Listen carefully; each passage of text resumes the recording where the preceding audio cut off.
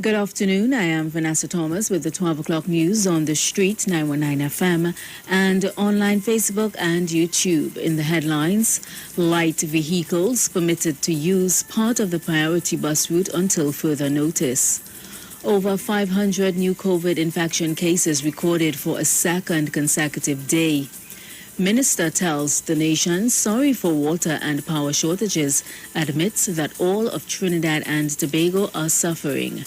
And internationally, the White House estimates almost 1 million children ages 5 to 11 have gotten COVID vaccine shots so far. And now the news in detail.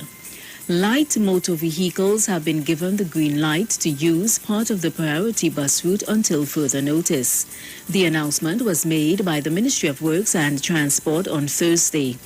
Drivers can therefore proceed along the PBR from Parsley Street, Beetham to Vieira Street in Port of Spain. The Ministry of Health has reported over 500 COVID-19 infections for the second consecutive day in TNT. According to its daily clinical update, the ministry disclosed that 509 people are newly infected. The ministry also announced 43 new cases of the Delta variant of concern, marking 199 in total. 16 of the patients are male and 27 are female, one of whom is pregnant. 36 of them had no history of travel, while 7 are minors who came into contact with asymptomatic or confirmed positive relatives. 18 individuals had a history of prior contact with asymptomatic or confirmed positive person. 15 were fully vaccinated and 21 were unvaccinated. Meanwhile, 12 more people have died from the virus, causing the COVID death toll to rise to 1,818.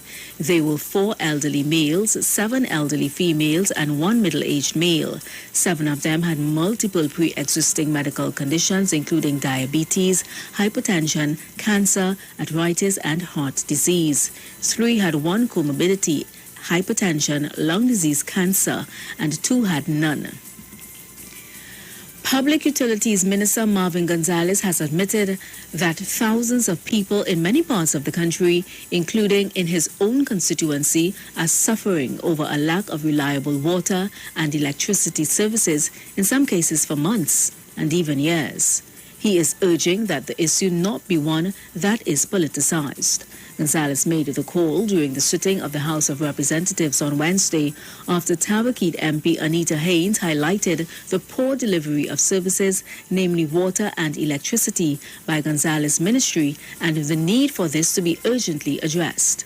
Minister Gonzalez said 4 wells have been reactivated and are now producing more than 1 million gallons of water to the Freeport treatment plant.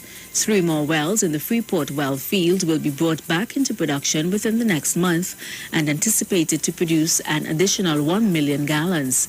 He said WASA will continue to drill wells, refurbish the Grand Couva booster, replace water mains along Mission and Todd's Road, Freeport, and rehabilitate Freeport water treatment plant to improve water supply for the people of Tabaquite.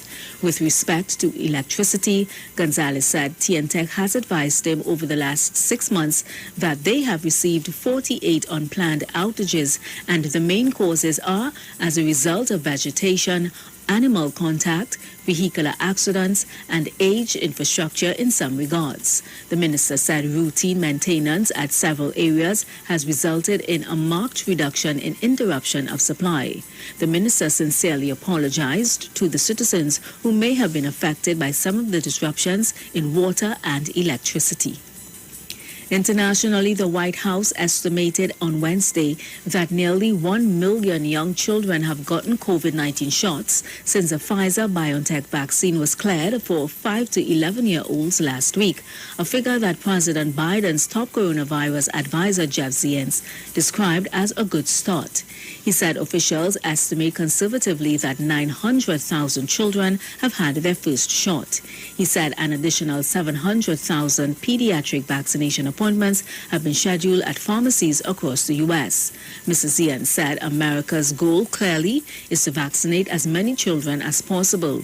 The vaccine is now available to roughly 28 million children nationwide, and so far it has been difficult to gauge parents' interest, Mrs. Zians said during a brief television interview on the pandemic.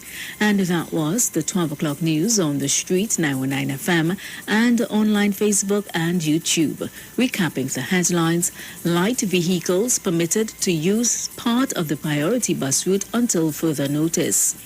Over 500 new COVID infection cases recorded for a second consecutive day. Minister tells the nation sorry for water and power outages, admits that all of Trinidad and Tobago are suffering. And internationally, the White House estimates almost 1 million children ages 5 to 11 have gotten COVID vaccine shots so far. Do enjoy your afternoon and continue to be safe. I am Vanessa Tom.